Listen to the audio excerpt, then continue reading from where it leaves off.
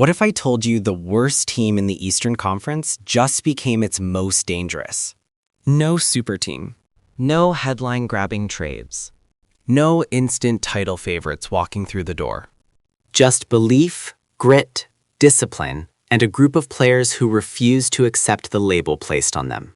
This is the Detroit Pistons' unbelievable rise. For years, the Pistons were the forgotten franchise of the East. A team fans barely talked about unless the conversation involved draft odds or rebuilding timelines. A logo people scrolled past in the standings. Season after season, Detroit lived at the bottom of the conference. Losses stacked up. Confidence drained. Coaching changes came and went. Young players showed flashes, but flashes don't win games.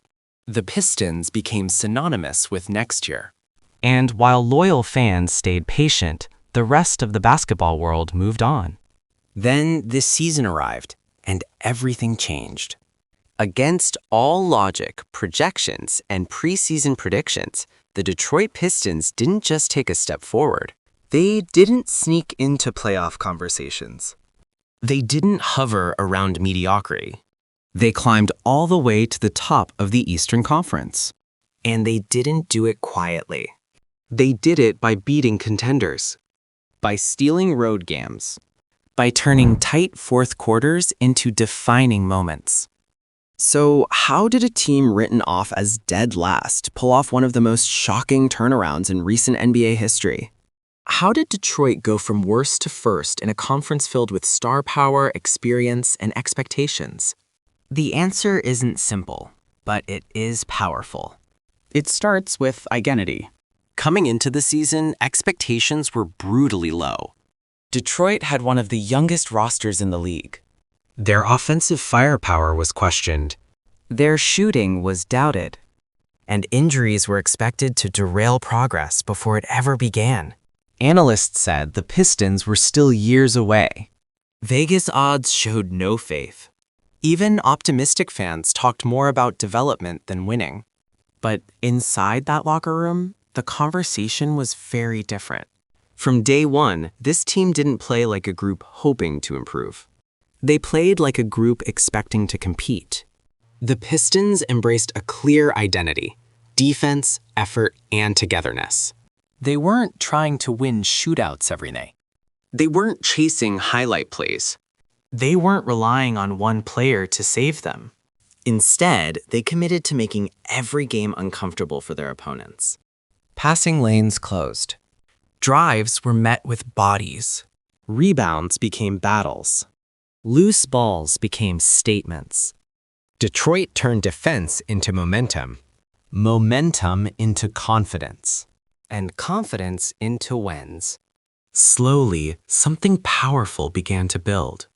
At the center of this rise was the young core, finally taking a real leap. Not just statistically, but mentally. Players who once looked tentative began playing with authority. Mistakes turned into learning moments. Pressure situations became chances to prove something. Night after night, Detroit's young stars stepped up. Not always with explosive scoring, but with smart decisions, timely baskets, and defensive stops that shifted games. They learned how to manage the pace, how to read the moment, how to close. And learning how to close games is often the biggest difference between losing teams and winning ones. But the path wasn't smooth. Injuries hit. Rotations changed. Scoring droughts tested patience and discipline. For many teams, this would have been the breaking point. A reason to fall back into old habits. An excuse to say, we're still developing. Detroit refused. When scoring became difficult, the defense tightened. When players went down, others stepped forward. When momentum shifted, the response was immediate. This season didn't belong to one hero. It belonged to everyone. Role players didn't just fill minutes, they changed games. Bench units didn't just survive, they extended leads. Every player who stepped on the floor knew exactly what was expected. Some nights, it was hustle plays that turned the tide. Other nights, it was timely shooting or clutch free throws. And often, it was simply locking down an opposing star when it mattered most. Detroit didn't rely on one voice. They relied on trust. Behind the scenes, coaching played a massive role in this transformation. The system wasn't flashy, but it was intentional. Players were put in positions to succeed. Strengths were emphasized. Weaknesses were protected. More importantly, accountability became the standard. Missed rotations were corrected. Effort lapses were addressed. Success was earned, not given. And as wins piled up, trust grew stronger. The Pistons didn't just start winning, they started believing. Slowly, the league took notice. At first, it was a nice early season story. Then it became they're playing hard. Then analysts started saying they might be legit. And before anyone realized it, Detroit was sitting at the top of the Eastern Conference. Suddenly, every game against the Pistons mattered. Opponents stopped overlooking them. Scouting reports grew thicker. Defensive game plans became more complex. The respect was real. But the Pistons didn't flinch. They thrived in close games.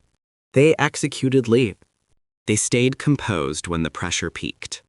This team learned how to win ugly, and in the NBA, that skill is priceless. They won low-scoring battles. They won grinded-out matchups. They won games where nothing came easy. And those are the wins that define contenders. What truly separates this Piston squad is resilience. When they lost, they responded. When momentum swung, they answered. When doubt crept in, they shut it down with effort. They didn't talk like underdogs. They didn't play like a fluke. They played like a team that belonged. This wasn't luck.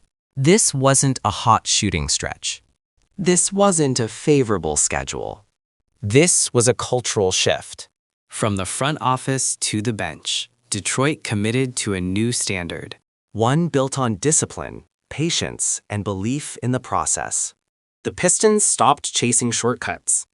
They stopped measuring success by headlines. They focused on daily habits, effort, communication, and execution. And now the results speak for themselves. This rise isn't just impressive because of where Detroit is now. It's impressive because of where they came from. From a franchise searching for direction to a team setting the pace in the East. From rebuilding quietly to competing loudly. This season has become a reminder of why basketball is more than star names and highlight reels. Why chemistry matters. Why defense still wins championships. Why belief can change everything. Because sometimes the most powerful stories aren't about super teams or MVP candidates. They're about teams that refuse to accept failure. Teams that grow together. Teams that turn doubt into fuel. Now comes the biggest test. Sustaining success. The Eastern Conference won't sit back. Adjustments will come. Opponents will respond. Pressure will increase. The Pistons will be targeted every night, and that's where legacies are built. Is this just a magical season? Or is this the beginning of something much bigger in Detroit? Are the Pistons legitimate contenders ready to stay on top? Or is the league about to challenge them harder than ever before? One thing is undeniable. The Detroit Pistons are no longer an afterthought. They are no longer rebuilding in silence.